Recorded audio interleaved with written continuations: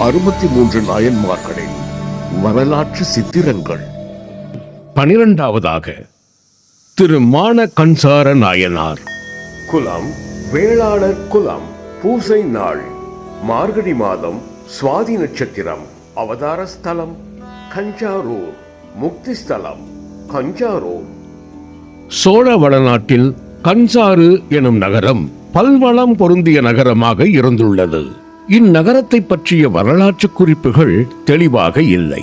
சோழர்கள் தம் நாட்டை மண்டலங்களாக வகுத்து நாடுகளாக பிரித்து ஊர்களாகவும் சிறு நகரங்களாகவும் பரிபாலனம் செய்து வந்தார்கள். அப்படிப்பட்ட நகரங்களில் ஒன்றுதான் இந்த கன்சாறு. பெரும் செல்வந்தர்களும் வணிகர்களும் வாழ்ந்த இடமாக இதை அனுமானிப்பவர்களும் உண்டு. சரியான வரலாற்றை அறிய முடியவில்லை. எப்படியோ சோழ நாட்டில் கன்சாறு எனும் நகரம் செழிப்பான நகரமாக இருந்துள்ளது என்பதை மட்டும் மனதில் நிறுத்தி இங்கு இறைவன் நிகழ்த்திய திருவிளையாடலை மட்டும் நோக்குவோம். கன்சாறு நகரம் மாலை நேரத்து மஞ்சள் வெயிலில் தங்க குழம்பில் தோய்த்தெடுத்தது போல் தகதகத்துக் கொண்டிருந்தது. இரவு நெருங்கியதால் நகர காவலர்கள் வீதி விளக்குகளை ஏற்றி நகரத்தை ஜொலிக்க விட்டார்கள். வேத பாராயண முழக்கங்கள் வீதிகள் எங்கும் எதிரொலித்தன. சேனாதிபதி மான கன்சாரர் என்னும் மானகாந்தன் மாளிகையும் தீபங்களும் வீதி விளக்குகளும் ஏற்றப்பட்டு ஜொலித்துக் கொண்டுதான் இருந்தது. இவர் அந்த நாட்டின் சேனாதிபதி மட்டுமல்ல, ஒரு சிறந்த சிவபக்தர். சிவனடியார்களை வணங்குவதும் அவர்களுக்கு தொண்டு செய்வதும் தனது ராஜரீக பரிமாணங்களில் ஒன்றாகவே கருதினார். அடியார்களை வரவேற்று அவர்களுக்கு வேண்டியதை செய்வதன் மூலம் இறைவன் திருவுள்ளத்தில் குடியேறி இன்புறலாம் என்று எண்ணுவார். அப்படிப்பட்ட மானகன்சாரர் மனதில் அன்று ஏதோ ஒரு சஞ்சலம். மாளிகையின் மாடத்தில் நின்று கொண்டு ஏகாந்தத்தை பார்த்து கொண்டிருந்தார். வானத்தில் தெரிந்த நட்சத்திரங்கள் மினுமினுப்பது அவரை பார்த்து நகைப்பது போல் இருந்தது. அவரது துணைவியார் கல்யாண சுந்தரி பின்னால் வந்து நின்றதையும் அவர் கவனிக்கவில்லை. பிரபு என்று குரல் கொடுத்தாள் கல்யாண சுந்தரி. சேனாதிபதி திரும்பி பார்த்தார். ஆனால் ஏதும் பேசவில்லை. பிரபு, ஏன் பதில் பேசாமல் மௌனமாக நிற்கிறீர்கள்? உங்கள் முகத்தில் ஒரு வாட்டம் தென்படுகிறதே. அரண்மனையில் ஏதாவது பிரச்சனையா? என்று கல்யாண சுந்தரி அவர் மௌனத்தை கலைத்தார். இல்லை தேவி, ஏதும் இல்லை. ஏதும் இல்லை என்றாலே ஏதோ இருக்கிறது என்றுதானே பொருள்? புதிதாக ஏதும் இல்லை தேவி. கண்ணசைத்தால் கை கட்டி சேவகம் செய்ய காவலர்கள், பொன்னும் மணியும் பொக்கிஷங்களும் குவிந்து கிடக்கும் மாளிகை. என் பெயரை சொன்னாலே எதிரி நாட்டு மன்னன் எழுந்து மண்டியிடும் பெரும் வீரம். இவையெல்லாம் இருந்தும் சேனாதிபதி சற்று நிறுத்தினார். புரிகிறது பிரபு, நன்றாக புரிகிறது. என்னால் தங்களுக்கு ஒரு வாரிசை உருவாக்கி கொடுக்க முடியவில்லையே என்கிற ஒரு வாட்டம், அது என்னையும் தினம் தினம் வருத்தி கொண்டுதான் இருக்கிறது. நான் உயிரோடு இருப்பதில் யாருக்கு என்ன பயன்? என்று கூறி கல்யாண சுந்தரி விம்மி விம்மி அழத் தொடங்கிவிட்டார். தேவி, அழுவதை நிறுத்து. அது நமக்கு ஏற்பட்ட ஒரு குறை. நீ உயிர் விடும் அளவிற்கான குற்றம் இல்லை. என் மனம் சற்று சஞ்சலப்பட்டது உண்மைதான். அது உன்னை குறை சொல்வதற்காக அல்ல. நமக்கு குறை வைத்து குற்றம் செய்தவன் இறைவன் தான். நாம் அந்த இறைவனிடமே முறையிடுவோம். தேவி, நானும் ஒரு சிவனடியார் தானே. அடியார்களின் வேண்டுதலுக்கு செவிசாய்க்காமல் இருப்பானா அந்த இறைவன்? இருப்பதால் தானே இவ்வளவு காலம் கடந்து விட்டது என்று கண்ணீரை தொளித்துக் கொண்டே சொன்னாள் கல்யாண சுந்தரி. காலம் கடந்து கருணை காட்டுவது அவன் விளையாடல்களில் ஒன்று. வேண்டுதலை முன்வைப்போம், வேண்டியதை அவன் செய்யட்டும் என்று ஆறுதல் சொன்னார் மான கன்சாரர். இருவரும் இறைவனிடம் முறையிடத் தொடங்கினார்கள். காலங்கள் சுழன்றன. கடவுளின் பார்வையும் அவர்கள் மீது பட்டது. இலையுதிர் காலம் முடிந்து மரங்கள் துளிர்க்க துவங்கின. சேனாதிபதியின் மாளிகையிலும் மகிழ்ச்சி பொங்கி வழிந்தது. மாளிகை மாந்தர்கள் திருவிழா கோலம் பூண்டார்கள். ஆம், ஒரு பெண் குழந்தையின் ஜனனம் நகரத்தையே குதூகலிக்க வைத்தது.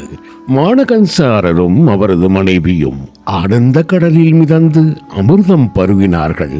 காரணம், ரம்பை, ஊர்வசி, திலோத்தமை என்ற 3 தேவலோக அழகிகளும் ஓர் உருவு எடுத்தது போல் ஜொலித்தது அப்பெண் குழந்தை. சுக்லபட்சம் பிரதமை புதிய என்று வளர்ந்து பௌர்ணமியாகி முழு நிலவாக வானத்தில் வலம் வருவதை போல சேனாதிபதியின் குழந்தை செல்வமும் மொக்காகி மொட்டாகி 8 பிராயத்தில் மலராகி மனம் பரப்பியது. பார்த்தவர்கள் பிரமித்து போனார்கள். பிரம்மன் எப்படி இப்படியொரு எழிலுருவை படைத்தான் என்று கவிஞர்கள் கூட மயங்கி அவளை வர்ணிக்க வார்த்தைகளை தேடி அலைந்தார்கள். கூணல் பிறை நெற்றியில் குழலாட, குனித்த புருவத்தில் குளிர் நிலவின் நிழலாட, செவ்வரியோடிய கண்கள் 2 சேலோடு வேலாட, செக்கச் சிவந்த இதழ்களில் செம்பவள ஒளியாட, கடல் அலையென சரிந்த கூந்தல் கணுக்காலை தொட்டு விளையாட, ஒரு தங்க ரதம் போல் வீதியில் அப்பெண்மை வலம் வந்தது. அது கூந்தல் இல்லை, ஒரு கொடூர ஆயுதம். கூர்ந்து கவனித்தோரின் இதயங்களை குத்தி பொத்தலாக்கியது.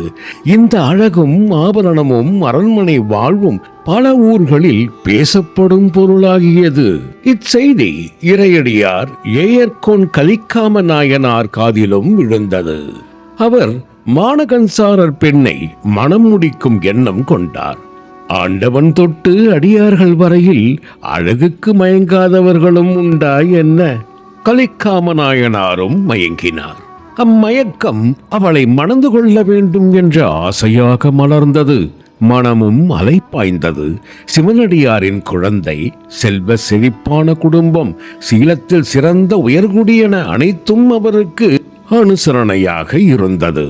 உடனே அவர்தம் இல்ல பெரியோர்களை அழைத்தார். தனக்கு பெண் பார்க்க மானகன்சாரர் இல்லத்திற்கு செல்லுமாறு அன்பு கட்டளை இட்டார். சம்பிரதாயமாக பார்க்க சென்ற பெரியோர்கள் நற்செய்தியோடு வந்தார்கள். மானகன்சாரர் மனமகிழ்ச்சியோடு திருமணத்திற்கு சம்மதம் தந்தார். அதன் பேரில் பெண் பார்க்கும் படலம் நடந்தேறியது. கலிக்காமனார் பெண்ணின் அழகைக் கண்டு பிரமித்து போனார். ஒரு மனிதனுக்கு ஆண்டவன் அளிக்கும் மிகப்பெரிய கொடை கண்ணுக்கு அழகான மனைவிதான். கவிக்காமனாருக்கும் அந்த கொடை கிடைத்தது. அவளது கடைக்கண் பார்வையே அவரை கிறங்கடித்தது. கால்வரை நீண்ட கருங்கூந்தல் அவர் மனதை தட்டி போட்டு திருமணத்தை சீக்கிரம் நடத்துங்கள் என்று கட்டளையிட்டுக் கொண்டிருந்தது. பெரியோர்களும் வேத விற்பன்னர்களும் கூடி திருமண நாளை நிச்சயித்தார்கள். திருமணம் மணப்பெண் வீட்டில் நடக்கும் என்று முடிவெடுக்கப்பட்டது. மானகன்சாரரின் மாளிகை மகிழ்ச்சியின் வெள்ளத்தில் மிதந்து ஆனந்த கூத்தாடியது. தளபதியாரின் மகளுக்கு திருமணம் அல்லவா? வீதிகள் தோறும் கோலங்களும் பச்சை மாவிலை தோரணங்களும் அலங்கரித்தன. மாளிகையில் வறியோர்க்கும் வயோதிகர்களுக்கும் அன்னதானமும் வஸ்திரதானமும் வரிசை கட்டி வழங்கப்பட்டன. அடியார்களுக்கு அன்னதானம், சொர்ணதானம், பூதானம், கோதானம் என பல வகை தானங்களும் நடந்தேறின. வேண்டுவோர் வாங்கினர், வேண்டாதோர் வேண்டுவோர்க்கு வழிவிட்டு விலகி நின்றனர். திருமண நாளும் வந்தது. முதல் நாளே மாப்பிள்ளை மங்கள வாத்தியங்கள் முழங்க, வெண்புறவி ஏறி சுற்றம் புடை சூழ ஊருக்கு வெளியில் அமைந்த சத்திரத்தில் வந்து தங்கிவிட்டார். பெண் வீட்டார் தங்கள் சுற்றத்தோடு வந்து வரிசை வைத்து வாழ்த்துக்கள் கூறி மாப்பிள்ளையை மணப்பந்தலுக்கு மரியாதை குறையாமல் அழைத்து செல்ல வேண்டும் என்பது சம்பிரதாயம். ஊரே விழாக்கோலம் பூண்டு அமர்க்களப்பட்டு கொண்டிருந்தது. இந்நிலையில் எந்த ஆரவாரத்திலும் கவனம் செலுத்தாமல் ஓர் அந்தணர் வீதி வழியே எங்கோ போய்க் கொண்டிருந்தார். அவர் திருமேனியை பார்த்தாலே அவர் ஒரு சிவனடியார் என்பதை யாராலும் உணர்ந்து கொள்ள முடியும். ஜடாமுடி தரித்த சிவக்கோலம், மேனியிலே வெந்நீரு, நெற்றியிலே திருநீரு, கழுத்தில் ருத்ராட்ச மாலைகள். அவரது பாதங்கள் மானகன்சாரர் வீட்டை நோக்கி நடைபோட்டன. விழாக்கோலம் பூண்ட மாளிகையில் மாவிலை தோரணங்களும் மங்கள இசைகளும் முழங்க மாந்தர்கள் குறுக்கும் நெடுக்குமாக ஓடி ஓடி திருமண வேலைகளை செய்து கொண்டிருந்தார்கள். சிவக்கோலம் பூண்ட அந்தணர் வந்து அங்கே நின்றார். சிவனடியார் ஒருவரை இந்த நேரத்தில் தன் இல்லத்தில் கண்டது மானகஞ்சரருக்கு ஆனந்தத்தை மேலும் அதிகமாக்கியது. மானகஞ்சரரும் அவரது மனைவி கல்யாண சுந்தரியும் அவரை முகமன் கூறி வரவேற்றார்கள். இருவரும் தாழ்பணிந்து வணங்கினார்கள். சிவனடியாரும் மங்களம் உண்டாகட்டும் என்று வாழ்த்தினார். ஆலாய் பறந்து கொண்டிருக்கும் ஆட்களை அந்தணர் ஆச்சரியத்தோடு பார்த்தார். பிறகு மானகஞ்சாரரை பார்த்து, அன்பரே, மங்கள வாத்தியங்கள் முழங்கின்றனவே, ஏதாவது விசேஷமா என்று ஏதும் அறியாதவர் போல் கேட்டார். ஆமாம் சுவாமி, விசேஷம்தான்.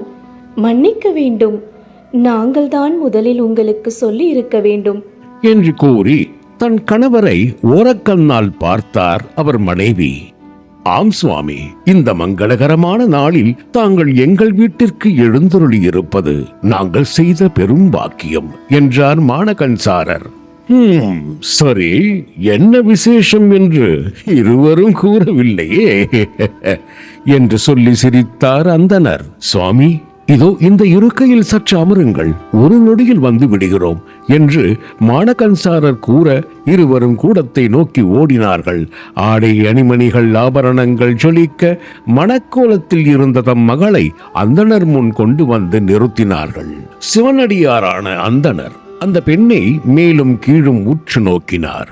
சுவாமி, இவள் தான் என் மகள் என்றார் மானகஞ்சாரர். ஆம் சுவாமி, இன்றுதான் இவளுக்கு திருமணம். இந்நன்னாளில் நீங்களும் இவளை ஆசிர்வதிக்க வேண்டும் என்றாள் கல்யாண சுந்தரி.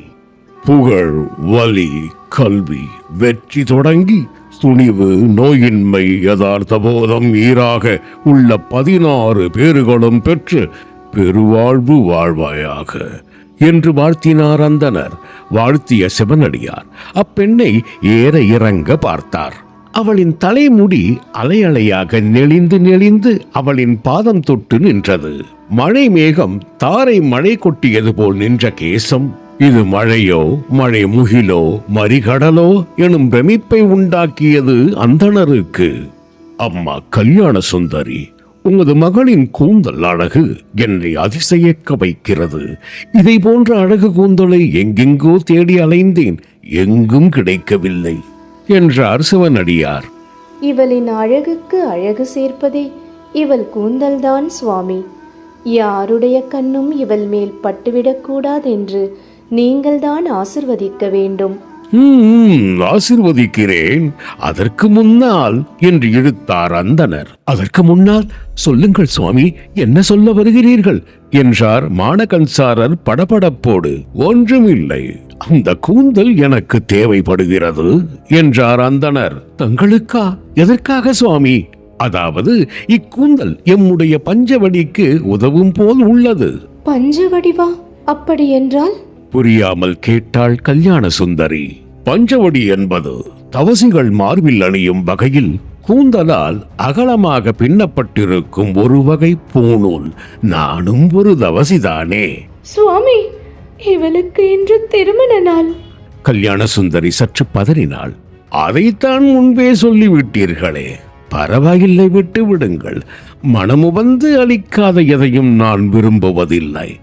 ஒருவர் விரும்பி கொடுத்ததினால் அது இறைச்சியாக இருந்தாலும் அதை ஏற்றுக்கொண்டேன் என்றார் சிவனடியார். மானகஞ்சாரர் ஒரு ஆழ்ந்த அர்த்தமுள்ள பார்வையை அவர் மேல் செலுத்தினார். அவரது கைகளை பற்றி, சுவாமி, தாங்கள் எல்லாம் அறிந்தவர். திருமணத்தின் முக்கியத்துவம் தங்களுக்கு தெரியாமலாயிருக்கும். இந்த தருணம் எப்படிப்பட்டது என்பதும் தங்களுக்கு புரியாமலாயிருக்கும். அப்படியிருந்தும் என் பெண்ணின் கூந்தல் வேண்டும் என்கிறீர். உமது வடிவில் அந்த கைலாசநாதரே என்னிடம் கையேந்தி நிற்பதாக உணர்கிறேன். சிவனடியார்களின் எண்ணமே தெய்வத்தின் எண்ணம். அடியார்களுக்காக உயிரையே கொடுக்க தயாராக இருக்கும் நான் கேவலம் என் பெண்ணின் முடியையா இல்லை என்பேன். 3 மாதத்தில் மீண்டும் வளரப்போகும் அந்த முடிக்கா தயக்கம் காட்டுவேன் என்று கூறியபடியே தன் அறைக்கு ஓடினார். அங்கே தனது குருவாளை தேடி எடுத்தார். எத்தனையோ பகைவர்களை அந்த வாள் போர்க்களத்தில் நாசம் செய்திருக்கிறது. அதை எடுத்துக்கொண்டு வந்தார். தனது மகளின் கூந்தலை தோளுக்கு இடது பக்கமாக ஒதுக்கி வைத்து நிற்கும்படி செய்தார். கல்யாண சுந்தரியின் முகத்தில் கலவரம் தென்பட்டது. சிவனடியார் முகமோ புன்னகைத்தவாறு அவரின் செயலை ரசித்துக் கொண்டிருந்தது. இது எதையும் கவனிக்காத மானகன்சாரர் மகளின் கூந்தலை கொத்தாக அறுத்து கையில் எடுத்தார்.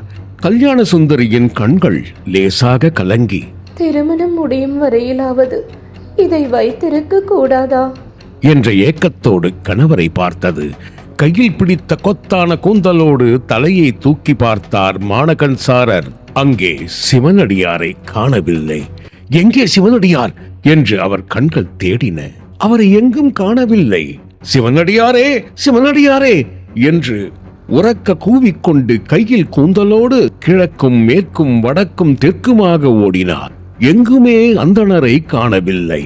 சிவனடியாரே என்று உரக்க கத்தினார் மானகன்சாரர். அது அண்ட வெளியில் பரவி எதிரொலித்தது. அப்போது விண்வெளியில் ஒரு அசரீரி, அன்பரே, அடியார் மீது நீவிர் காட்டும் பக்தியை உலகறிய செய்யவே இந்நாடகம் நடத்தினோம். உமக்கு சிவலோக பிராப்தியையும் அளிக்கிறோம் என்று ஒலிக்க கணவனும் மனைவியும் அன்னார்ந்து பார்த்தார்கள். அங்கே எம்பெருமான் ஈசன் பார்வதி தேவி சமேதராய் விடைமேலிருந்து காட்சியளித்தார்.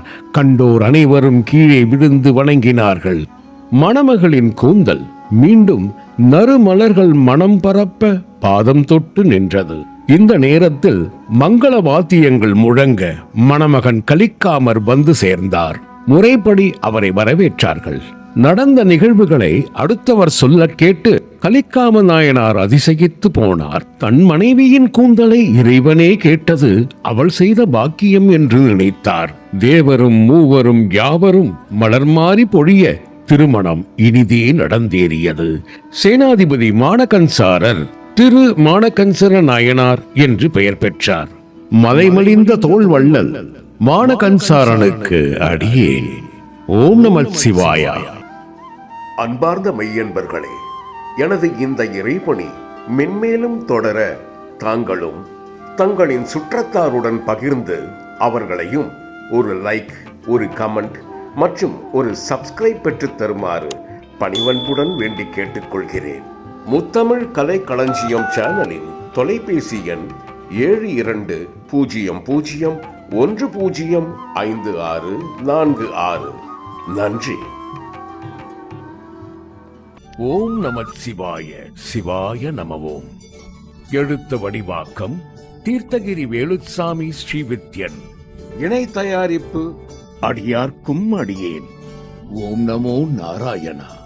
திருமதி சண்முக பிரியா. இயக்கம் நம சர்வமங்களா ஸ்ரீ ராஜராஜேஸ்வரி. ஓம் ஸ்ரீ சதாசிவ பிரம்மேந்திராய. ஓம் நமோ ஸ்ரீ ராகவேந்திரரின் ராஜ இந்திர பிரவீன். அடுத்து 63 நாயன்மார்கள் வரிசையில் அடுத்து வருகிறார் திரு அறிவாட்டாய நாயனார். திருச்சிற்றம்பலம். சுபம்.